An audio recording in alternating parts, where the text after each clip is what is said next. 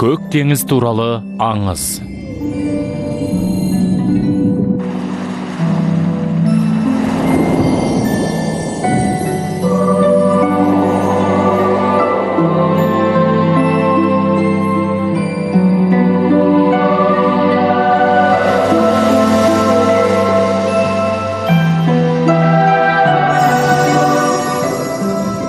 Екінші бөлім. Мәссаған! Қалай тез ұшып кетті? Янан қара. Керемет! Міне қараңдар. Қандай әдемі! Осылай болатын білген едім. Екіншісіне қараңдар, қандай керемет! Алақай. Қара!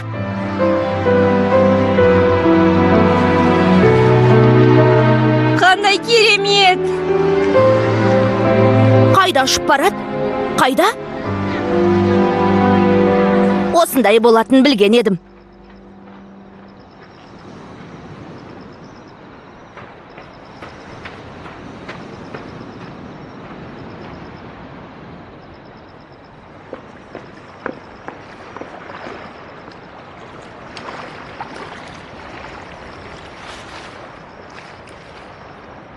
Сен кімсің?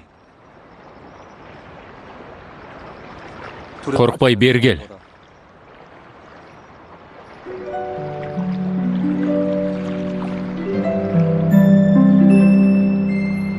Бұл екеуі ешқашан кездеспеуі керек еді.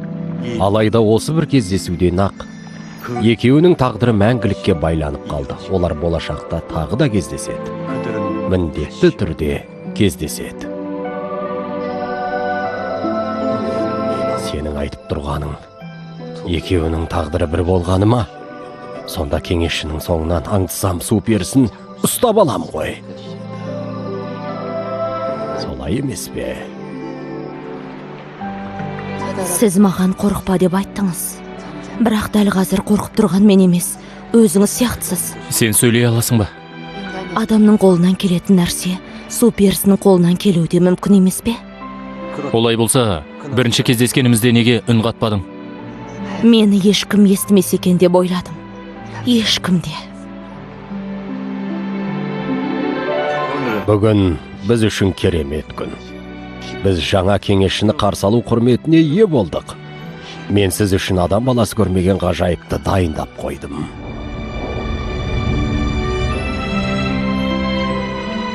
Көмектесіңізші.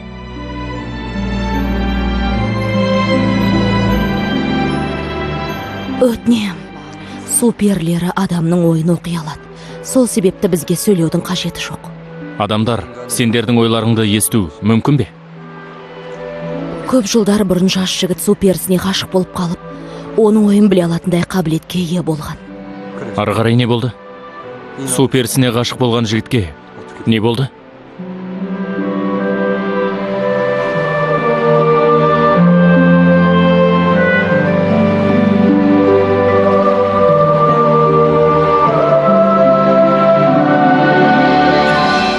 Екеуміз болашақта тағы да кездесеміз бе? Егер аспанға қағаз шам ұшырсаңыз, бұл мен үшін іздеп жүргеннің белгісі болады.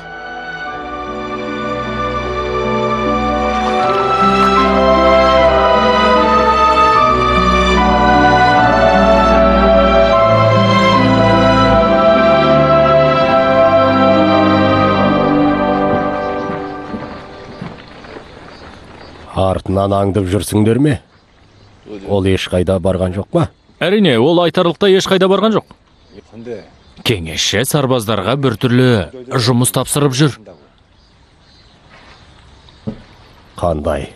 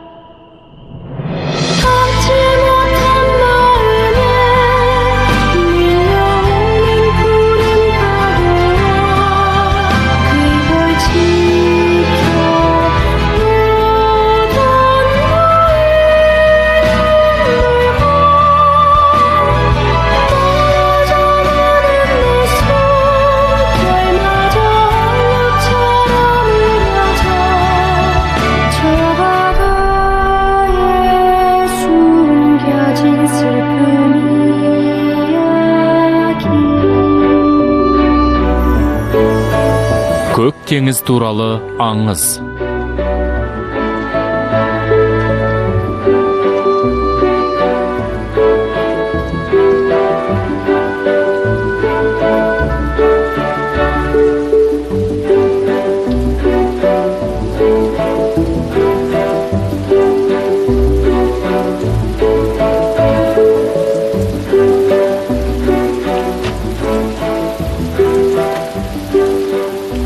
Менің нені жек көретінімді білесің бе? Қош айтыспай кетіп қалғанды жек көрем. Сол себепті қайтып келдім. Сенімен қоштасып кетуге келдім. Басқа ешқандай себеп жоқ.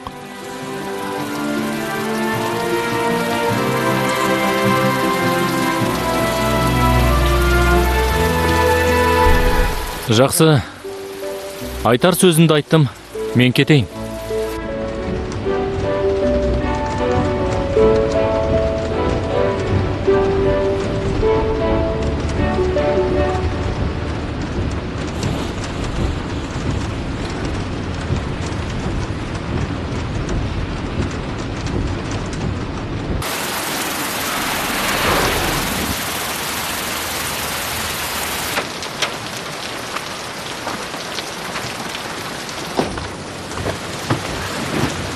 Міне іш. Тоқтай тұр.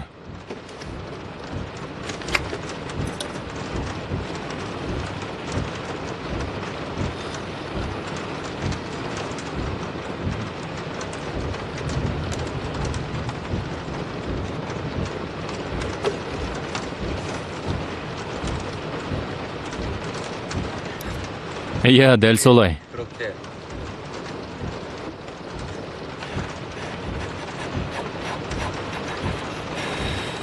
Болды, ішсеңші енді. Сенің расында да барар жерің жоқ па? Барар үйің, қонатын жерің жоқ па? Тым болмағанда, таныс біреудің телефон нөмірі бар ма? Жігітің, атанаң, не достарың? Мен кіммен сөйлесіп отырмын? Жай ғана кетіп қалуым керек еді. Менің жоспарымның бір жерінен қателік кеткен сияқты.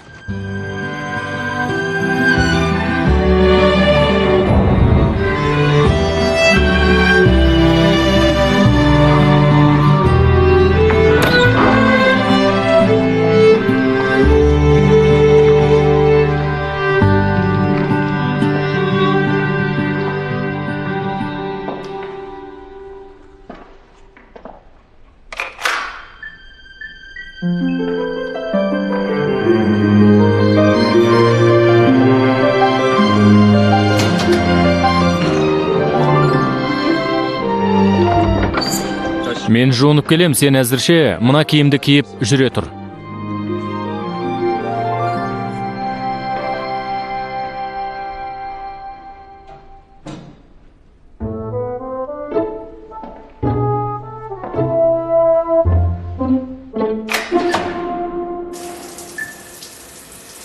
Не боп қалды?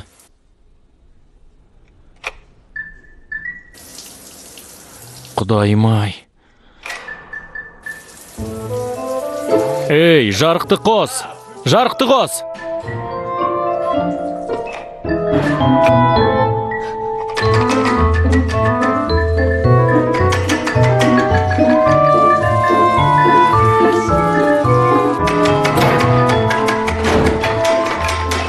Доғар. Маған бер.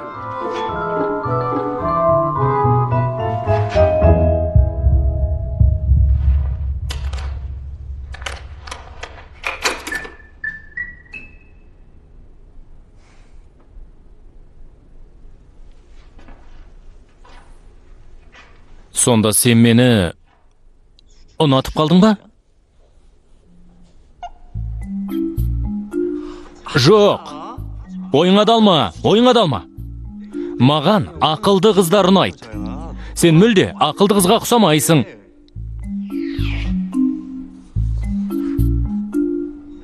Наздана қараудың қажеті жоқ. Сен мені дұрыс түсінбей қалған боларсың.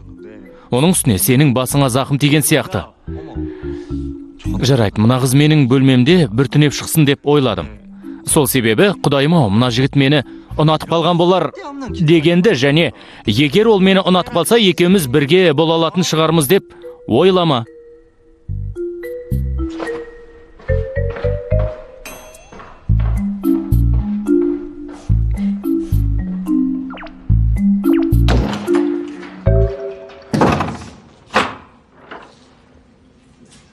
Құдайым-ау, қандай қу қыз.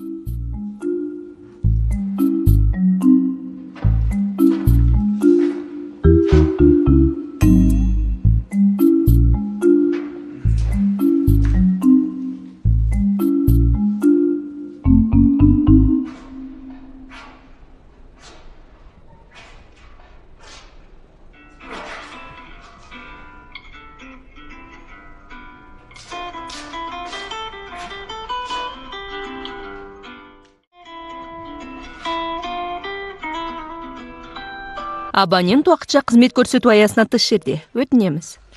Не болды? Кайст университетінде бірге оққан жігіт пе? Тағы да сені елемей жүрме? Мен бүгін кешке дейін университет зертханасында болам. Жұмыстарым бастан асады. Тағы да ма? Анаңның айтқанын тыңдап дәрігердің оқуына барғаның дұрыс болар еді. Сенің оқыған мәдениетті қорғау. Мәдени мұраны қорғау.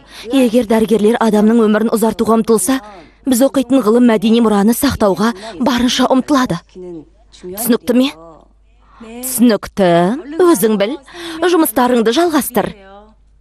Тастарың мен қыш құмыраларыңды қорға.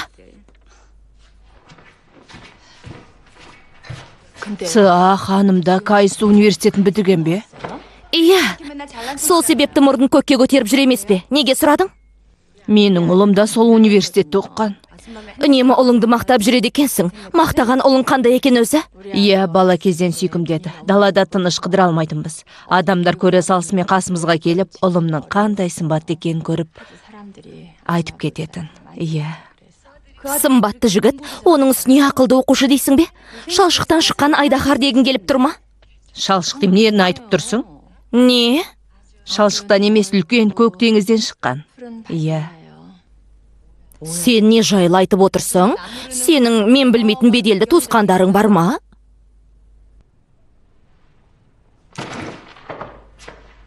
Мына елге не болған? Сенің қандай бай туысқандарың болуы мүмкін. Өтірік сөйлегенді жақсы көреді екен өзі.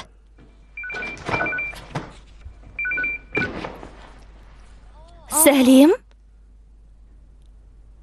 Жинок келмей ме? Неге?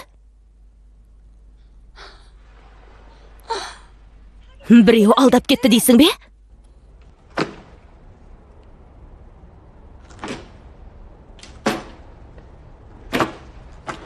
Ұстай тұрайын ба?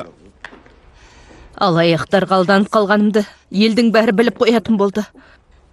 Атыңызды өзгертіп алмайсыз ба? Бір апта ғана уақыт алады. Сендер өле алмай жүрсіңдер ме? Жақсы. Жарайды. Сабыр сақтаған жөн болар. Сабыр сақта. Міне, мынаны ішіңіз. Жақсы. Келесі қадамымыз қандай болмақ? Оларды іздеп табуыңыз керек. Дұрыс, мәселе ақша емес. Оларды іздеп табыңдар. Менің ұлымның өмірін күл талқан етті. Мені ұятқа қалдырды. Жұбайымның артынан салық қызметкерлер қалмай жүр. Біздің ақшамыз көп болса, бізді мазақ ете аламыз деп ойлағандар ма? Жоқ, олай емес. Іздеп табыңдар. Бірінші кезекте прокурормын деген алаяқты іздеңдер. Қажет болса өлтіріңдер. Өлтіріңдер.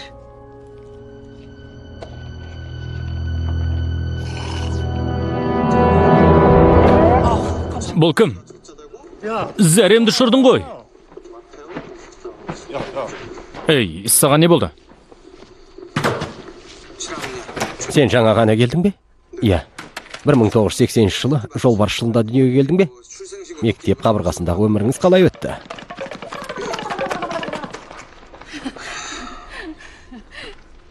Әрдайым сымбатты жігітті көргенде осылайша тесіле қарайсың ба? Сен өзі бұзылған қызсың ау. Бұзылып кеткен.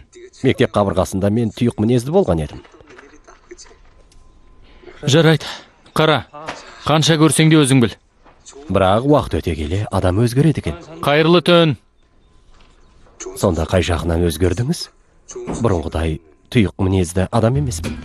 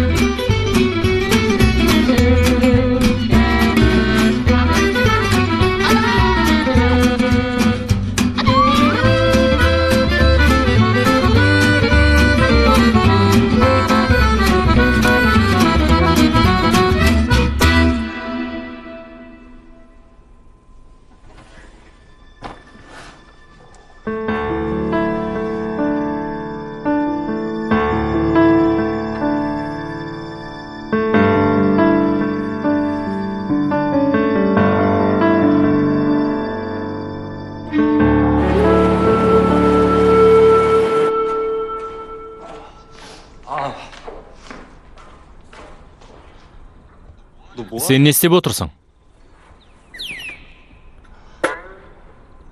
Түні бойы ұйықтамағансың ба? Әртістерге ғашық болатындай жас баласың ба? Әсіре жанға өрсің бе? Болды, жетер енді, ноутбукты қайтар.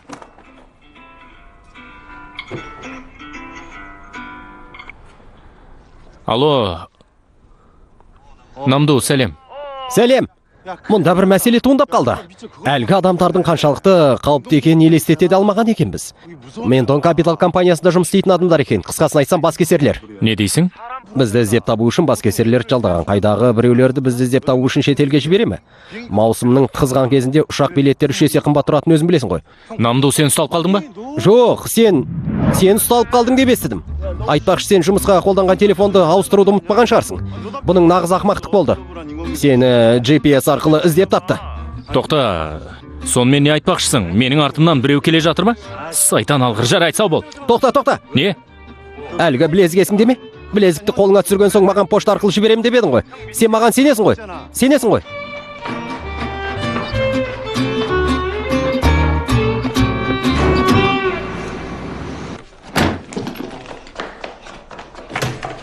Ей, екеуміздің бөлек кеткеніміз дұрыс болады. Тезірек. Үйіңнің қайда екенін есіңе түсір. Есіңе түсіре алмасаң, қаладағы біреулерден көмек сұрайсың. Менің шұғыл бір шаруаларым шығып қалды. Сайтан алғыр.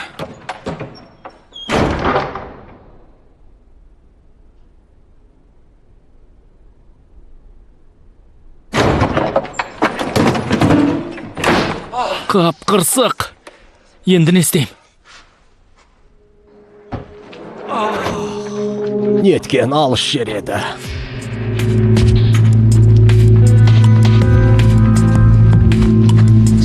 Жунжи, есіңді жи.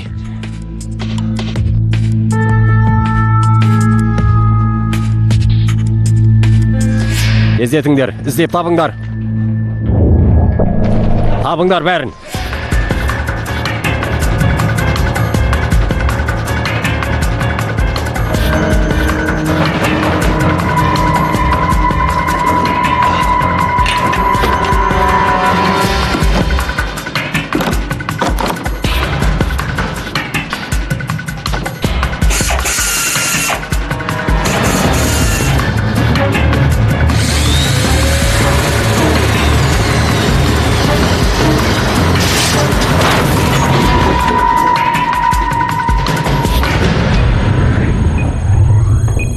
Жатыңдар!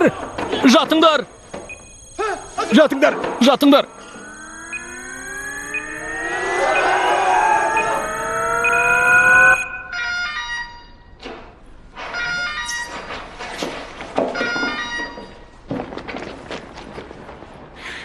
Іздеңдер!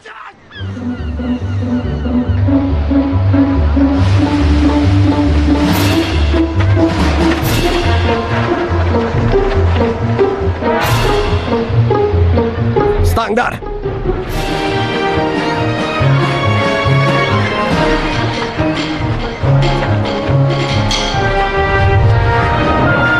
Ей, стаңдар ананы!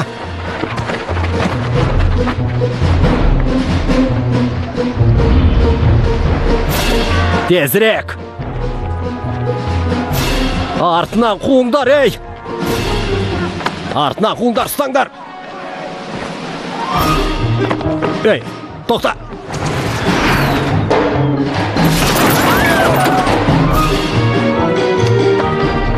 Ей, ұста! Жүгір!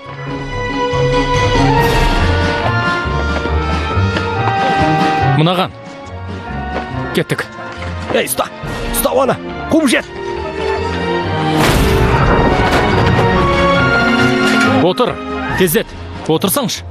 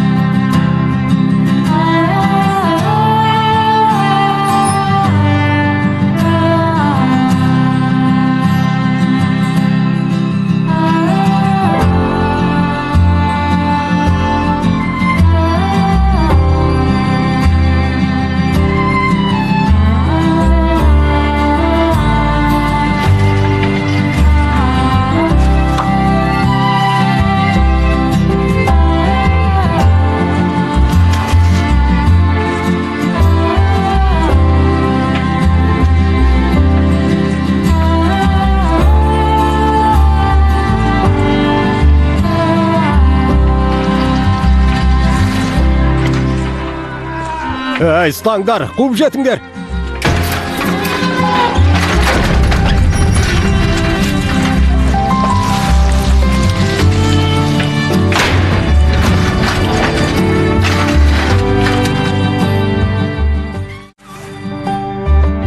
Бәрі жақсы ма?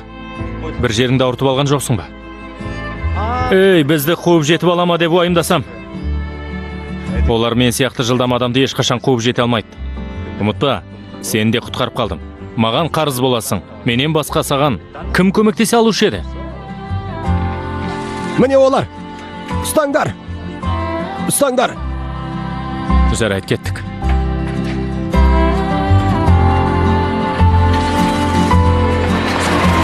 Оңбаған, тоқта! Баспалдақ! Абайла!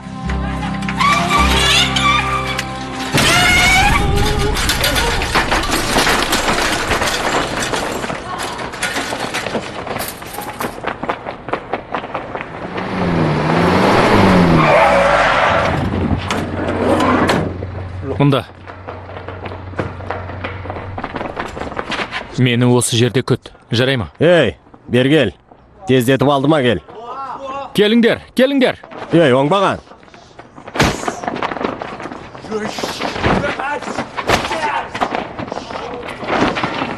Олар мұнда.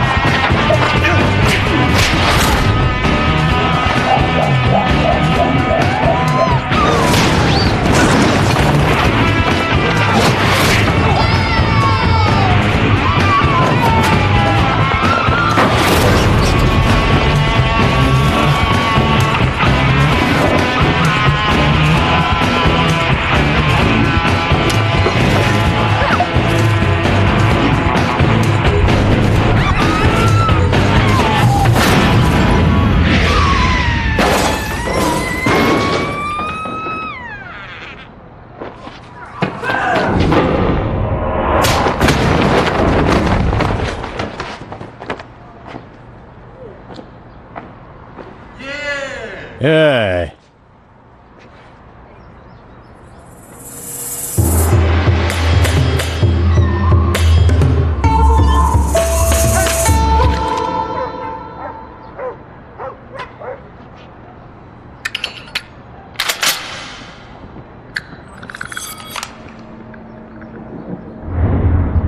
Қаруыңды қолыңнан түсір.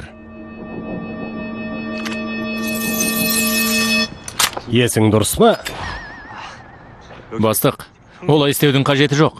Сіздің жүйкеңіз мықты екен. Жап аузыңды. Не істейсің? Егер сен дәл осы жерде атып өлтірсем, бірнеше минутта полиция қызметкерлері жетіп келеді. Әрине, жағдайды қиындатудың қажеті жоқ. Олай болса көлікке отыр. Әрине, кешіріңіз. Қатты ауырған болар, е? Ештеңе етпейді. Тұрыңыз, жүріңіздер. Жүріңіздер.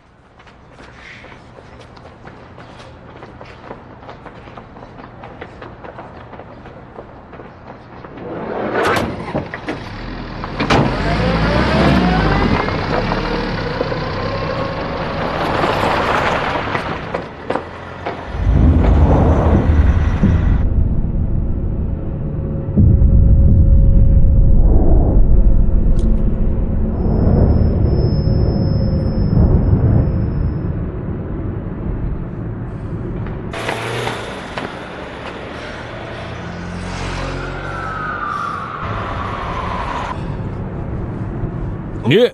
Мынау кім тағы?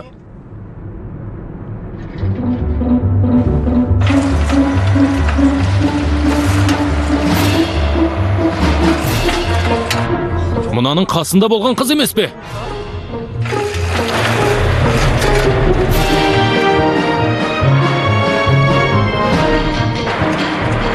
Мынау бізді қалайша қуып жетті.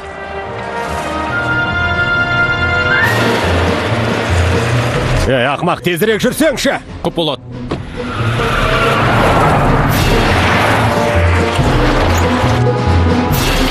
Ей, мына белсебеттен озамадың ба? Неге тездетпейсің?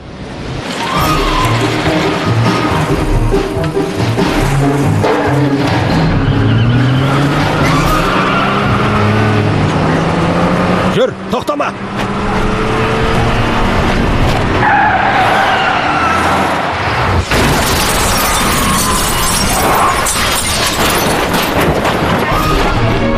Ей, оңбаған!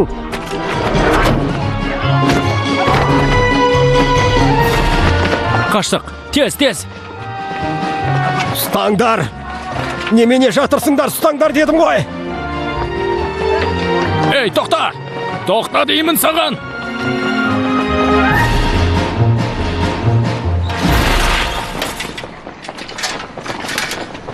Тоқта! Тоқта!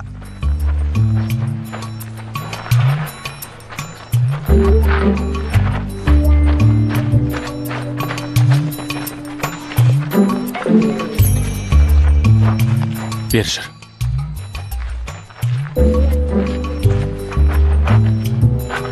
Мен мұқият тыңда. Егер бұрыштан біреу шығатын болса, мен оны өзіме алам. Ал сен басқа жаққа қарай қаш. Ұқтың ба?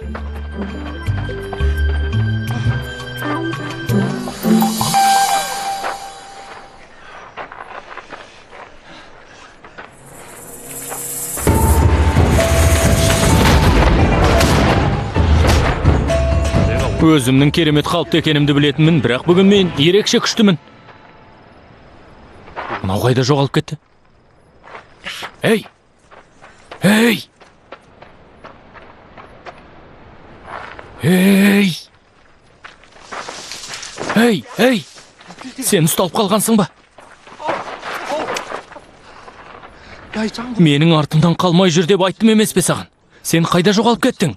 Тағы да бір рет осылай жоғалып кететін болсаң? Не болды? Ей!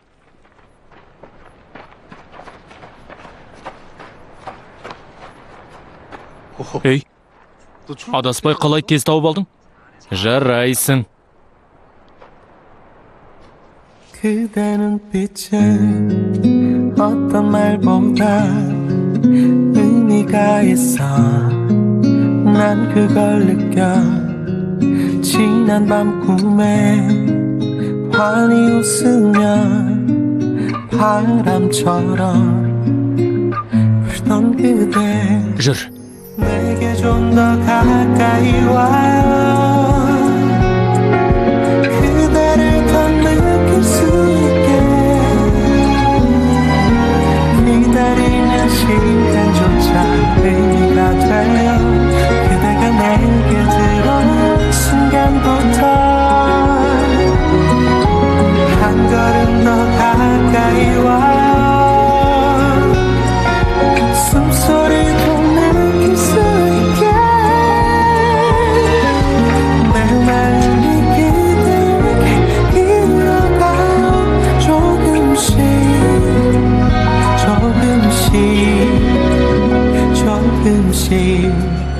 혼자였던 밤 5 евро. Ей, сіз ақша төлемей қайда бармақшысыз? 5 евро дедім ғой, 5 евро. Төлеңіз 5 евроны. Мынау не айтып кетті? Ей! Қанша? 5 евро.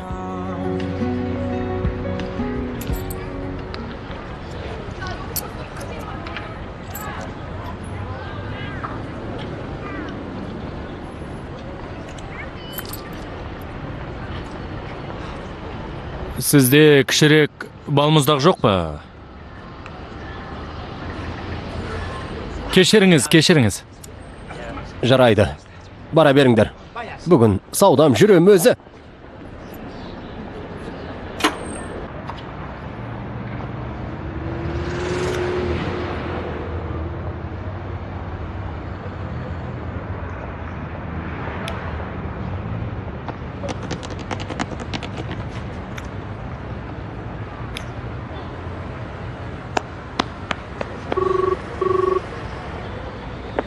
Алло, бұл мен Жунже. CGS компаниясында жұмыс істейтініңді естідім. Мен алыс емеспін. Ұялы телефон мен банк картамды қолдана алмаймын. Қалтамда бір тиын ақшам қалмады. Рас па? Рахмет саған. Қай жерге келейін? Қайда?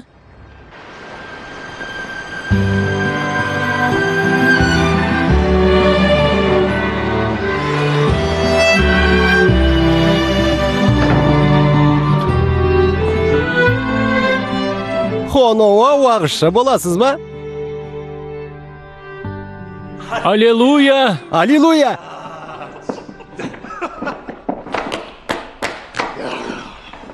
Көріспегенімізге көп болды. Рас айтасың, соңғы рет Ливиядағы сапардан кейін көріскен жоқпыз. Мырза, мына кісі Хоно мырза, туысымдай болып кеткен адам. Қазіргі уақытта Кения елінде пілдерге көмек көрсетумен шетін су қоймаларын жасаумен айналысып жүр. Қандай керемет. Саған. Жарайсыз, Құдай жолындағы ісіңіз оңды болсын. Құдайымыз маған арнайы жұмыс тапсырды. Сол себепті тыным таппай басқаларға көмектесем. Мынау менің әйелім. Бірнеше жыл бұрын көлік апатына ұшырап, әлі де толық айыға алмай жүр. Құдайым-ай. Құдайым. Бәлкім көлік апатына түскен кезде қатты шошынып қалған болар. Сол күннен бері мүлде сөйлемей жүр. Құдайым-ау, сенің даусыңды енді қашан ести алам? Сәлеметсіздер ме? Танысқаныма қуаныштымын. Бүгін ауа райы өте ыстық.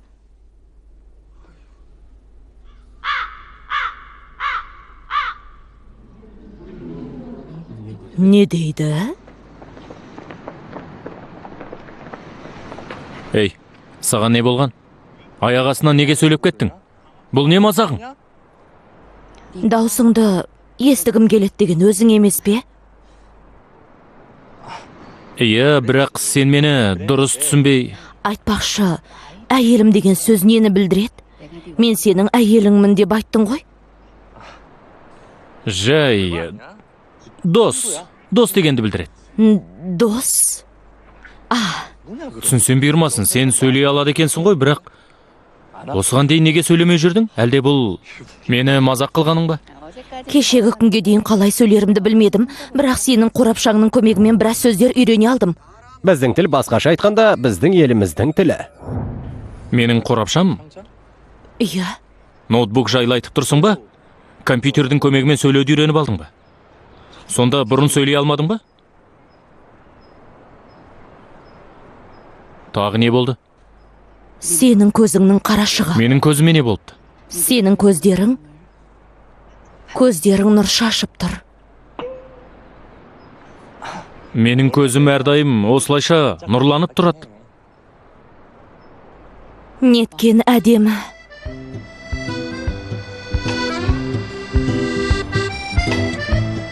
Солай ма? Әдемі ме? Менің көзім әрдайым осындай. Анам айтушы еді, менімен бірге далаға шыққан кезде қасымыздан өткен адамдардың бәрі маған назар аударады екен. Көздің қарашығы демей-ақ жай көздерің десең де болады. Оның үстіне бөтен жігітке бірден бұлай айтқаның ұят болады. Сен менің кім екенімді де білмейсің ғой. Қайдағы жоқ сөздерді қайдан үйреніп алғансың?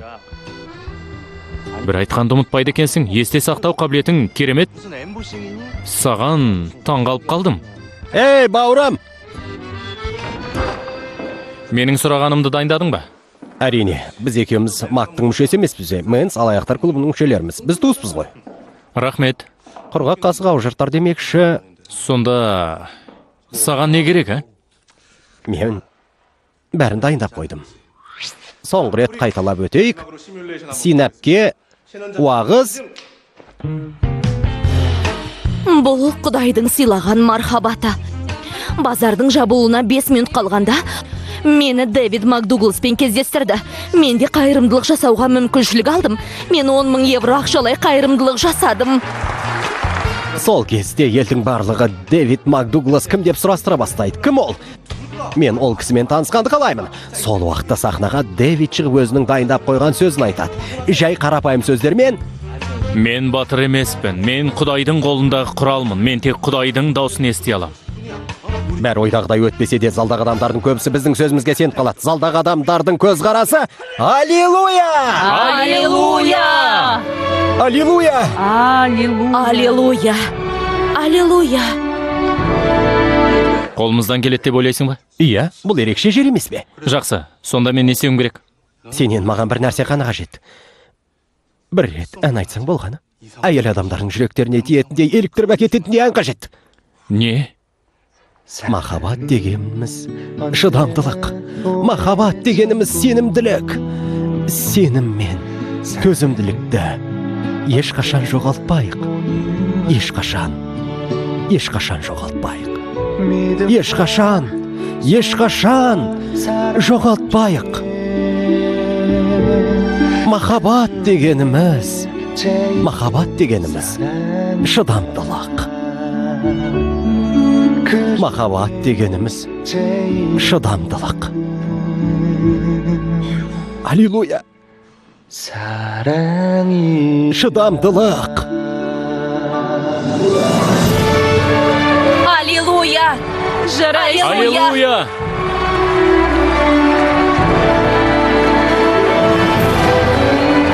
Аллилуйя! Аллилуйя! Аллилуйя! Я! Аллилуйя! Біздің шіркеудің бөлмелері үлкен емес. Екеуіңізге бір бөлмеден қайсыз болуы мүмкін. Оқас жоқ. Мен шөлдеп кеттім. Су ішкім кеп тұр. Су мына жерде. Барып ішіп кел.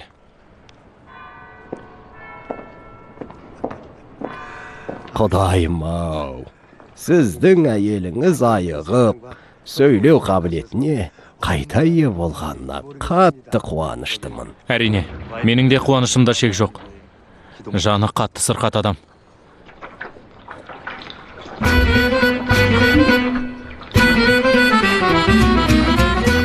Бірақ көп замай толықтай емделетініне сенімдімін. Бұйыртса. Сенің ішің ауырып жатқан жоқ па? Әлгі судың бәрін қалайша ішіп қойдың? Махаббат деген не? Не? Сен ән айтқан кезде махаббат деген өміріміздегі ең ғажайып нәрсе деп айттың емес пе? Сонда ол қандай нәрсе? Ән жайлы сұрап отыр екенсің ғой. Шынымды айтсам, махаббат деген өте қауіпті нәрсе. Сен сияқты адамға махаббаттың не екенін білудің не керегі бар? Неге? Мысалы, сен біреуге ғашық болып қалдың делік. Бұл деген сенің жеңілгеніңнің белгісі. Жеңілу? Ұтылу. Сен жеңіліп қалдың деген сөз. Басқаша айтқанда, біреуге ғашық болып қалсаң, сол адамның айтқан сөздерінің барлығына сене бастайсың. Егер басқа адамның айтқан сөздерінің барлығына сене бастасаң, жағдайың қиындай түседі. Сондықтан, жақсы көрем деп кім көрінгенге айта берудің қажеті жоқ. Мен сені жақсы көрем.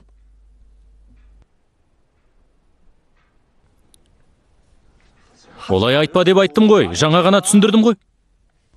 Қарным ашып кетті. Менің ойымша сен есіңді жоғалтып алған шығарсың. Бәрін ұмытып қалған адамға ұқсайсың. Менің көзіме қара.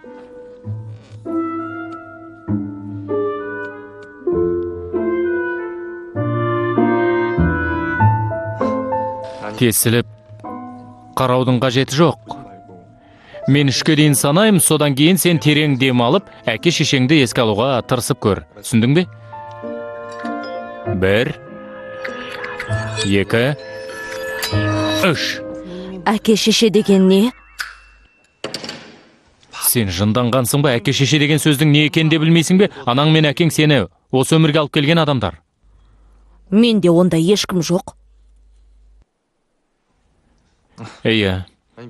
Әр адамның әке шешесі баласының қасында емес. Сенің әке шешең бар ма? Әкем хабарсыз жоғалып кеткен дегенді естідім.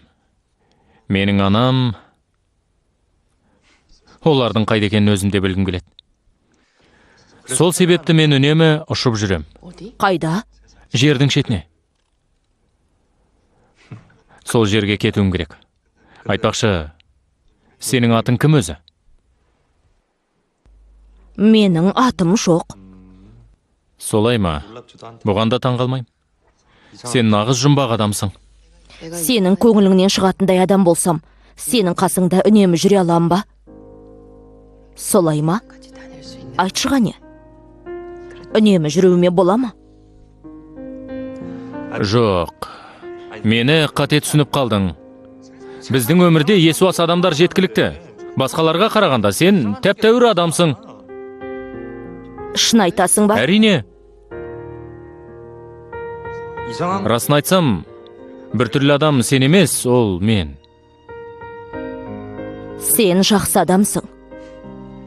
Мен жақсы не жаман адам екенімді сен қайдан білесің? Сен мені баяғыда тастап кететін едің. Бірақ олай істемедің.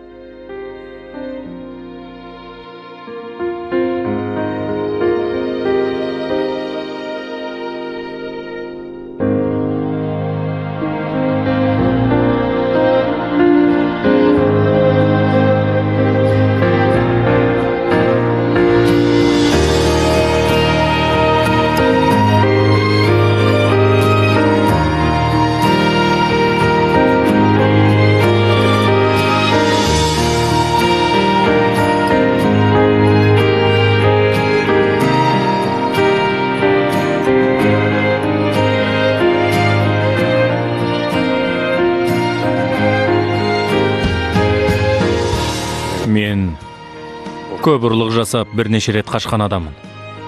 Өмірімде бірінші рет ұрлаған нәрсемді қайтарып берудемін. Жарайды. Екеуміз бірге барамыз. Жердің шетіне бірге барамыз. Бірге.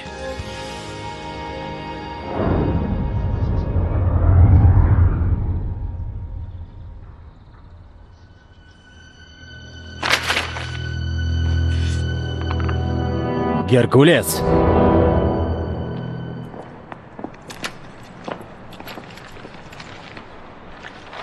Рахмет. Жоқ, саған рахмет. Сенің арқаңда кеше бізге жақсы ұсыныс түсті. Қаншама адам Дэвид Макдугласқа көмектесуге келісті. Жақсы, жолың болсын. Сау бол. Мына жігіттің қасында байлап жүріңіз. Сіз сияқты қыздар маған да ұнайды. Сеулға келсеңіз, екеуміз... Сеул деген қай жерде? Сеул қайда дейсіз бе? Неткен сәйкестік. Екеуміз де әзіл оспақты жақсы көретін адам екенбіз. Мен сізге өзімнің телефонымның нөмірін берейін. Мен нөмірімді тек таңдаулы... Кешігіп қалуымыз мүмкін, сау бол. Өкінішті ақ. Томас Уағызшы, сізге үлкен рақмет. Онда тұрған ештеңе жоқ. Төк білмегенде тұрғаныңыз дұрыс емес қой.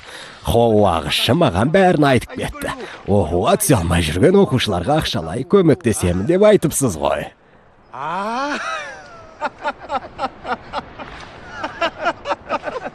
Сіз жылап тұрсыз ба? Жоқ, жылап тұрған жоқпын. Сіз жылап тұрған сияқтысыз. Уағызшы, өзімнің дұшпанымды өлтіре алмаймын ба? Не? Дұшпаныңды өлтірген күнә ма? Біздің Томас Уағызшымыз балағат сөздерді айтқанды жақсы көреді екен ғой. Не болды? Сыйлығым ұнамай қалды ма? Жақсы, Сеулде кездесерміз. Түскі асқарыз болам. Неге елдің барлығы Сеулде кездесеміз деп айтады? Сеул деген қай жерде? Сеулдің қайда екенін білмейсің бе? Өмір барып көрмедің бе?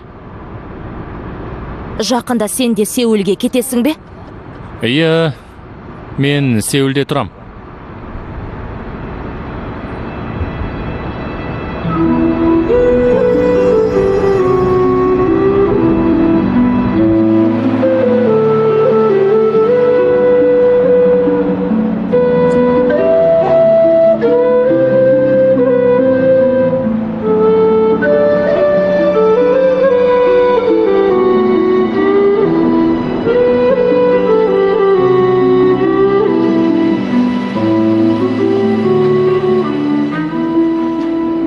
Жердің шеті деген осы жер ме?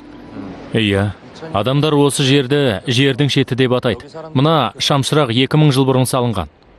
Жер теңізге жалғасып жатыр ғой. Неге жердің шеті деп атаған? Теңіз осы жерден басталады ғой.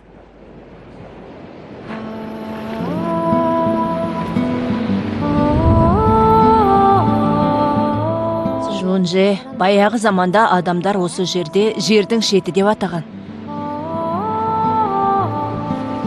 Себебі болар әлем осы жерде аяқталады деп сенген болатын. Мына шамшырақтың да аты Геркулес жердің шетіне жарық түсіріп тұрады. Геркулестің анасы баласын қатты сағынған кезде осы жерге келетін. Адамдар баласын сағынған ананы көрген кезде жүректері аяныш сезімге толып кетеді. Көмек ретінде мына шамшырақты салған еді. Аяғында не болды? Геркулес анасын таба алды ма? Кім білсін? Аңыз бойынша, осы жерде айырылысқан адамдар міндетті түрде қайта кездеседі екен. Мүмкін, бұл жердің шеті болса да, осы жерден басқа әлем басталатындықтан шығар балам. Міне қараш қандай керемет. Апа, білесің бе? Менің ойымша, Геркулес те анасын қатты сағынған болуы керек.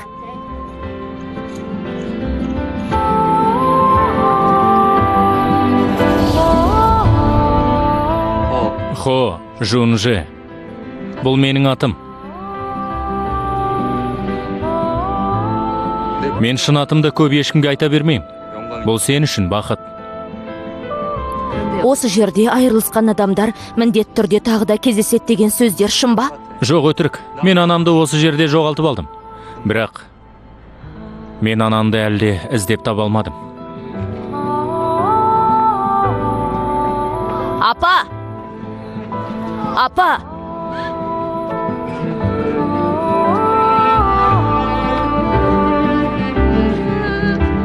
Апа!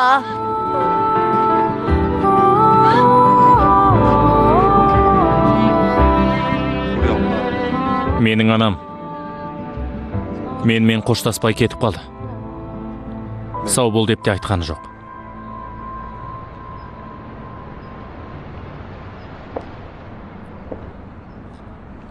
Мына жерде де Хо Жунже деп жазылып тұр ғой.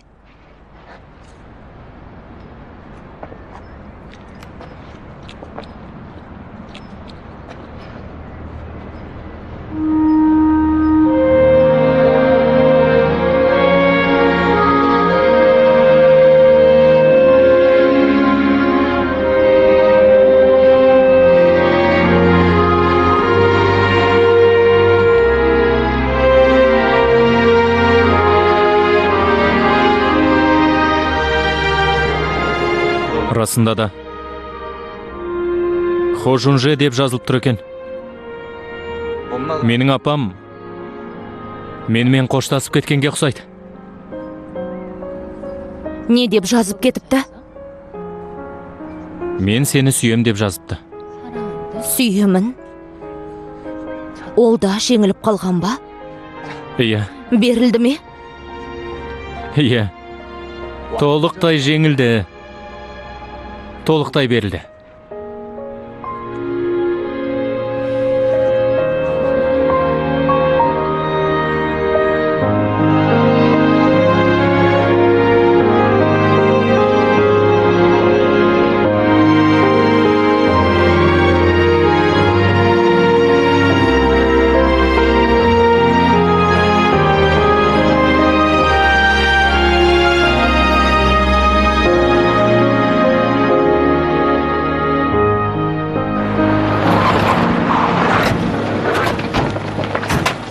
Оңбаған. Геркулес! Ей!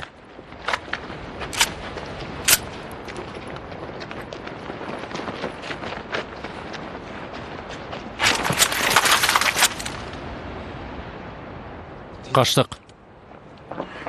Оңбағандарды ұстаңдар!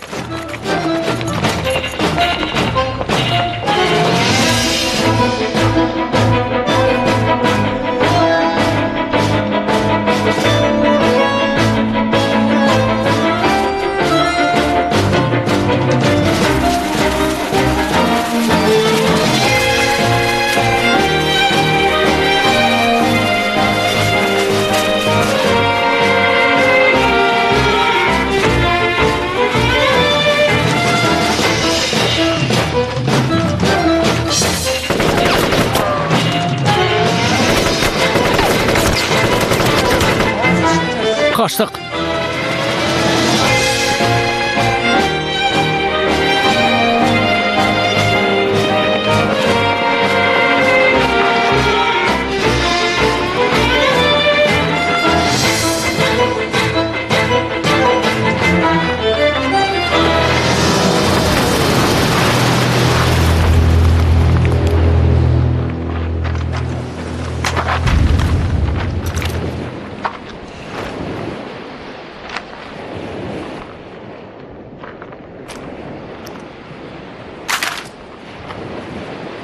Ей! Мынаны көрдің бе? Бұл жерден аман есен кетемін деп ойлама. Жақсы. Мына қыз өз жолмен жүре берсін. Содан кейін бәріміз сабыр сақтап, сөйлескеніміз жөн болар. Мына қыздың біздің арамыздағы шаруаға қатысы жоқ. Ей! Қатысы жоқ болса, кешеден бері неге сенің артыңнан қалмай жүр? Жай, әншейін. Мен оның да бір нәрсесін ұрлап кеткен едім. Міне мынаны. Қолындағы білезікті. Онша қымбат нәрсе емес. Көзіме түскен нәрсені ұрлау менің әдетім ғой.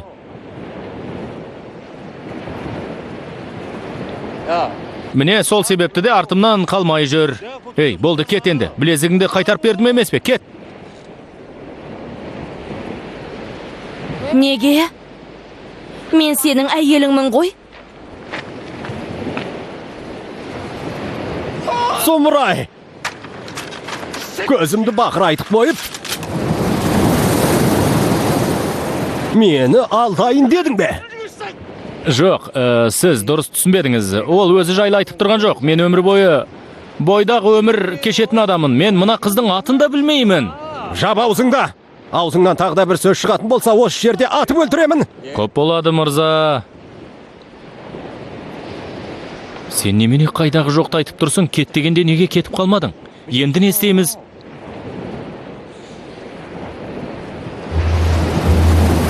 Ей, сен қайда қарап тұрсың? Судың қаншалықты терең екенін білмейміз ғой. Одан да жарақат алып мыналардың қолынан өлгенім жақсы. Неге қорқасың? Өлсең дельфин сияқты өлесің. Әрине, егер мына жерден секіріп суға батсам өлемін ғой. Одан да мен мыналарды көндіріп көрейін. Ал сен өз жолымен кете бер. Тоқта. Күте тұр. Тоқташ. Саған не болған өзі? Ей, оңбаған.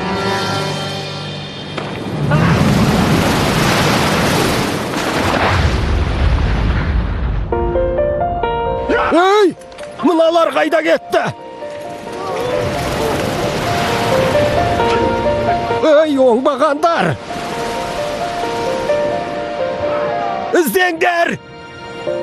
새로운 세상 문이 열려 있죠. 그대 안에 있네요. 그대 곁에 다가가 안기고 싶어요.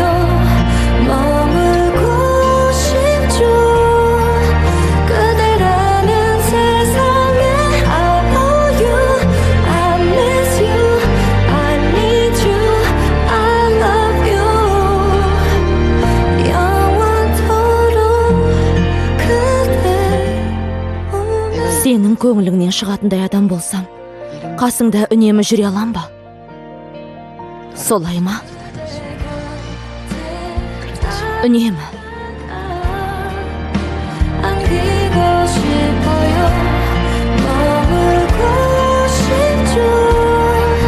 그대라는 세상에 I love you, I miss you, I need you, I love you. 영원토록 그대. Екінші бөлімнің соңы. Фильм «Шаһар» телерадио кешенінің тапсырысы бойынша аударылып дыбысталды.